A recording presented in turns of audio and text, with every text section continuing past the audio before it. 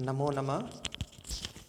चार ब्राह्मण मित्र जो हम कथा पढ़ रहे हैं वो लोभाविष्ट चक्रधर की कथा है। लोभ से घिरे हुए चक्रधर की कथा ब्राह्मणी ब्राह्मण को सुना रही है कि किसी नगर में चार ब्राह्मण पुत्र थे और वह दरिद्रता से पीड़ित थे और वो मंत्रणा कर रहे थे। उसी मंत्रणा के तहत ये कुछ श्लोक सामने आ रहे हैं। सूरसुरूप सुभगश्च वाग्मी शस्त्राणि शास्त्राणि विदां करोतु अर्थं विना नैव यशश्च मानं प्राप्नोति मर्त्योऽत्र मनुष्यलोके।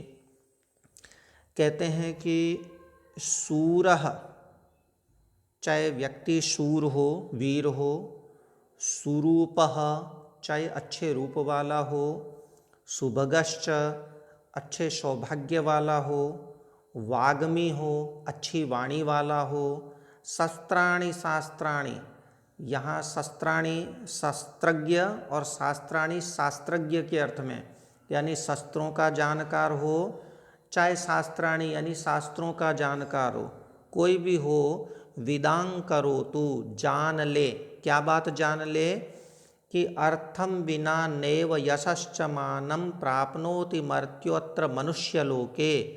अत्र मनुष्यलोके, यहाँ इस मनुष्यलोक में, मर्तयः मनुष्य, अर्थम विना धन के बिना, नैव यशश्च मानं प्राप्नोति, नैव यश न तो यश और मानम प्राप्नोति और न ही मान को प्राप्नोति प्राप्त करता है। धन के बिना इस मनुष्य लोक में मनुष्य न यश प्राप्त करता है और न सम्मान प्राप्त करता है। फिर भले ही वो चाहे वीर हो, सुंदर हो, सौभाग्यशाली हो, वाग्मी हो, अच्छी वाणी वाला हो, शस्त्रों का जानकार हो, शास्त्रों का जानकार हो, उसे यश और मान नहीं मिलता है धन के बिना। अगला श्लोक, तानीन्द्रियाण्यविकलानि तदेव नाम सा बुद्धिरप्रतिहता वचनं तदेव अर्थोष्मणा विरहिता पुरुष स एव बाह्यक्षणेन भवतीति विचित्रमेतत्। इति विचित्रमेतत्, एतत् विचित्रम, यह बड़ी विचित्र बात है।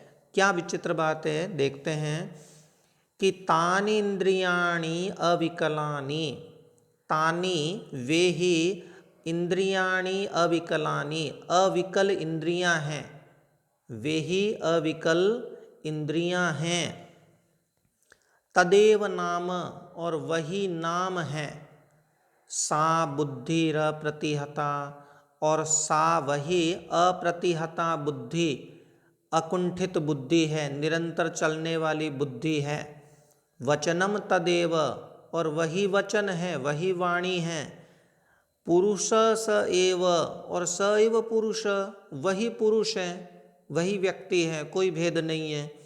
लेकिन विचित्र बात क्या है कि अर्थोष्मणा विरहिता, अर्थ की ऊष्मा से रहित, धन की गर्मी से रहित हुआ मनुष्य क्षणेन, क्षण भर में, बाह्य भवति, बाह्य भवति पराया हो जाता है, दूसरा ही हो जाता है, बाहरी हो जाता है।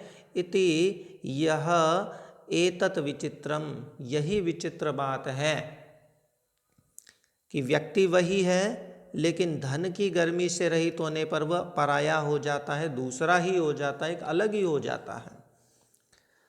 तो उन मित्रों ने चिंतन किया, डिसीजन लिया कि तद गच्छाम कुत्रचिद अर्थाय, तद तो गच्छाम जाते हैं, निकलते हैं, कुत्रचित कहीं, अर्थाय अर्थ के लिए, धन के लिए, धन कमाने के लिए निकलते हैं।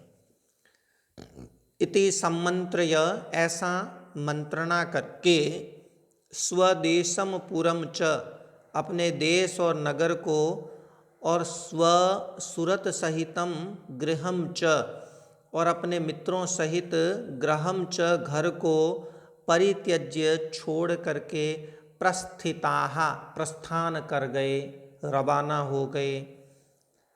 अथवा साध्विदम उच्यते, अथवा इदम साधु उच्यते, साधु इदम उच्यते, इदम यह, साधु मने ठीक, उच्यते मने कहा जाता है, यह उचित ही कहा जाता है। क्या उचित कहा जाता है? सत्यं परित्यजति मुञ्चति बन्धुवर्गं, शीघ्रं विहाय जननीमपि जन्मभूमिं, सन्त्यज्य गच्छति विदेशमभीष्टलोकं, चिन्ताकुलीकृतमतिः पुरुषोऽत्र लोके। अत्र लोके, यहाँ लोक में, यहाँ संसार में, चिंताकुली मृत कृतमति, चिंताकुली कृतमति, चिंता से व्याकुल मति वाला पुरुषो हो, पुरुष, चिंता से व्याकुल मति वाला पुरुष सब छोड़ देता है। क्या क्या छोड़ देता है? सत्यम परित्यजति, सत्य को छोड़ देता है, सत्य का साथ छोड़ देता है। मुंचति बंधुवर्गम, बंधुवर्ग को मुंचति मने मुक्त कर देता है, छोड़ देता है।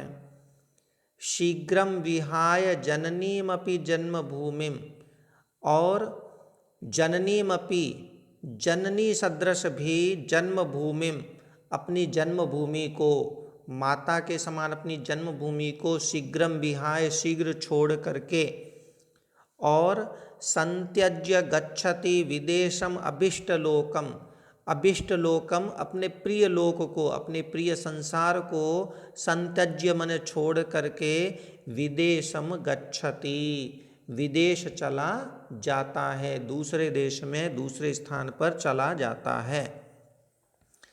तो एवं इस प्रकार क्रमेण गच्छन्त, क्रमशः जाते हुए, वो रवाना हो गए हैं, जाते हुए अवंतीम प्राप्ता, अवंती को प्राप्त किया उन्होंने। अवंती उज्जैनी को कहते हैं, जिसे आजकल उज्जैन कहते हैं। आपको पता होगा ये मध्य प्रदेश में है और कालिदास की जन्मभूमि के रूप में भी प्रसिद्ध है। तो एवं क्रमेण, इस प्रकार क्रमशः गच्छन्त जाते हुए, अवंतीम प्राप्ता, अवंती पहुँच गए, उज्जैन पहुँच गए। तत्र शिप्रा जले, वहाँ शिप्रा के जल में, शिप्रा एक नदी है जो आज भी वहाँ बहती है। यह पुस्तक तो 2500 साल पहले लिखी गई थी, तब भी बह रही थी, आज भी बहती है। तो तत्र वहाँ शिप्रा जले, शिप्रा नदी के पानी में, कृतस्नानः स्नान करके, और महाकालम प्रणम्य, महाकाल को प्रणाम करके, महाकाल का वहाँ मंदिर है, स्वयं महाकाल महादेव वहाँ विराजते हैं, और ये आज भी बहुत प्रसिद्ध स्थान है। तो वह महाकाल को प्रणम्य प्रणाम करके, यावन निर्गच्छन्ति, ज्यों ही निकलते हैं, तावद त्यों ही भैरवानंदो नाम योगी, एक भैरवानंद नाम का योगी सम्मुखो बभूव, सामने आ गया। ततः उसके बाद, तम उसको, उसके बाद उसको ब्राह्मणोचित विधि से उसका सत्कार किया, और उसके साथ ही उसके मठ में चले गए। आगे जो भी होगा वो अगले हिस्से में देखते हैं कि भैरवानंद ने उन्हें क्या कुछ सिद्धियां प्रदान की। तो अस्तु, नमो नमः, ध्यान रखिए, पढ़ते रहिए।